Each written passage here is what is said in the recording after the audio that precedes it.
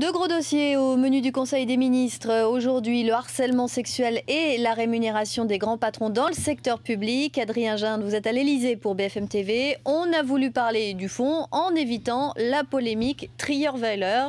Christiane Taubira a précisé le projet de loi sur le harcèlement sexuel, en expliquant que ce projet de loi-ci serait pérenne et ne serait pas, contrairement au texte précédent, invalidé par le Conseil constitutionnel. C'était une manière pour elle de tacler tout ce qui avait été fait jusqu'ici. Elle estime qu'avec ce nouveau texte, les femmes seront protégées puisqu'on s'intéresse désormais véritablement aux actes des auteurs et non plus à la perception des victimes. Selon elle, cela permet de garantir la sécurité juridique avec des cas différenciés, des sanctions graduées jusqu'à 2 ans d'emprisonnement et 30 000 € d'amende avec des circonstances aggravantes dans certains cas très précis, si la victime a moins de 15 ans, si l'auteur a une relation d'autorité. En tout cas, Christiane Taubira balaye d'un revers de main les accusations des associations qui parlent à travers ce texte d'une usine à gaz. Je propose de l'écouter.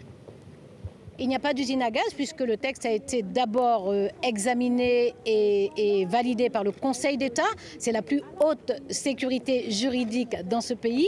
Nous avons interrogé des magistrats. Des magistrats ont participé à l'élaboration du texte et après nous les avons interrogés. Et ils nous disent unanimement que le dispositif est opérationnel. Mais nous n'allons pas prendre de risques juridiques sur ce texte. Il est important que non seulement nous apportions une réponse qui permette de protéger les personnes victimes de harcèlement sexuel, mais qu'en plus, nous arrivions à couvrir tous les champs de situation.